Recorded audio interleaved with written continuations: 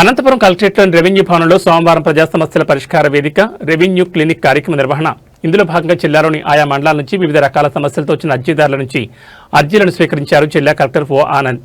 జిల్లా కలెక్టర్తో పాటు అర్జీలను స్వీకరించే కార్యక్రమంలో joint collector C Vishnucharan, DRO A Malola, జిల్లా ఫారెస్ట్ సెటిల్మెంట్ అధికారి జి రామకృష్ణారెడ్డి, ఎస్డీసీలు రామ్మోహన్, ఆనంద్, మల్లికార్జునుడు, ఆయా శాఖల జిల్లా అధికారులు తదితరులు పాల్గొన్నారు.